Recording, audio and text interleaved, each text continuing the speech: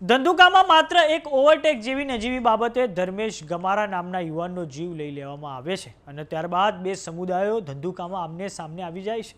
ખૂબ મોટા પાયે ઘર્ષણ થાય છે અને આ પછી પોલીસ દ્વારા ધંધુકામાં સઘન કોમ્બિંગ હાથ ધરાય છે અને 200 લોકોના ઘરોની તપાસ પણ કરવામાં આવે છે. તો હવે પોલીસ આ સમગ્ર મામલે તપાસ કરવા માટે અમદાવાદના રેન્જ આઈજી રાઘવેન્દ્ર વત્સ દ્વારા એક સ્પેશિયલ ઇન્વેસ્ટિગેશન ટીમની રચના કરવામાં આવી છે. આવો જાણીએ સમાચાર વિસ્તારથી. નમસ્કાર, જમાવટ સાથે હું છું પાર્થ.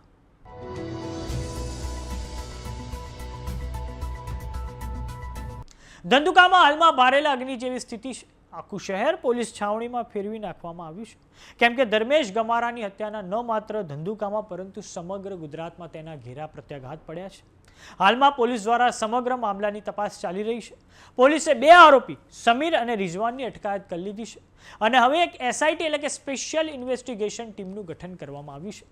ધંધુકામાં મામલાની ગંભીરતાને જોતા અમદાવાદના રેન્જ આઈજી રાઘવેન્દ્ર વત્સ દ્વારા એક મોટો નિર્ણય લેવામાં આવ્યો છે, જે અંતર્ગત ડીવાયએસપી પ્રકાશ પ્રજાપતિની અધ્યક્ષતામાં એક એસઆઈટી એટલે કે સ્પેશિયલ ઇન્વેસ્ટિગેશન ટીમનું ગઠન કરવામાં આવ્યું છે. ડીવાયએસપી પ્રકાશ પ્રજાપતિની સાથે બે પીઆઈ રઘુ કરમટિયા અને કરણ વિહોલ હશે. સાથે જ પીએસઆઈ એચએસ ઝાલા પણ આ એસઆઈટીનો ભાગ હશે. આ ટીમ ઘટનાના મૂળ સુધી પહોંચવા માટે તમામ પુરાવા રાત દિવસ મહેનત કરીને એકત્રિત કરશે.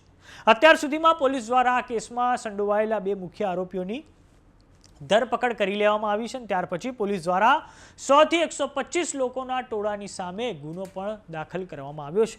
આ મામલે પોલીસ સબ ઇન્સ્પેક્ટર હર્ષરાજસિંહ ઝાલા પોતે ફરિયાદી બન્યા છે. પોલીસ ફરિયાદમાં લખવામાં આવ્યું છે કે ધર્મેશ ભરવાડનો જીવ લેવામાં આવ્યો ત્યારબાદ આ ઘટનાના સમાચાર વાયુ વેગે પ્રસરતા લોકોનું ટોળું બેકાબુ બની ગયું હતું.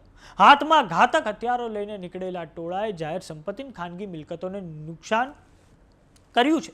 પોલીસે તમામ હિંસક પ્રવૃત્તિઓને ધ્યાનમાં લઈને રાયોટિંગનો ગુનો દાખલ કર્યો છે અને સીસીટીવી ફૂટેજના આધારે તોફાની તત્વોની ઓળખ કરવાની ગતિવિધિ પણ પોલીસ દ્વારા હાથ ધરવામાં આવી છે અને હાલ તો ધંધુકામાં ચુસ્ત પોલીસ બંદોબસ્ત ગોઠવી દેવામાં આવ્યો છે.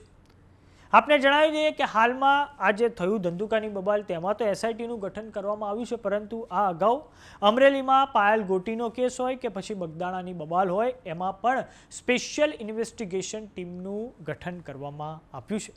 પરંતુ પાછલા જે ભૂતકાળમાં જે અનુભવ રહ્યા છે તેને જોતા એવું કહી શકાય કે સ્પેશિયલ ઇન્વેસ્ટિગેશન ટીમનું ગઠન તો થઈ જાય છે, પરંતુ જે પીડિત હોય છે તેને ન્યાય આપવામાં ખૂબ મોટા પાયે પછી વિલંબ પણ થાય છે. તો સમાચારોમાં અત્યારે બસ આટલું. જોતા રહો જમાવટ. જો તમે અમને યુટ્યુબ પર જોઈ રહ્યા તો સબસ્ક્રાઇબ કરો, જો તમે અમને ફેસબુક પર જોઈ રહ્યા તો ફોલો કરો. સાથે જ અમારી વોટ્સઅપ ચેનલ આવી ગઈ છે, જોઈન કરવાનું ના ભૂલતા. નમસ્કાર.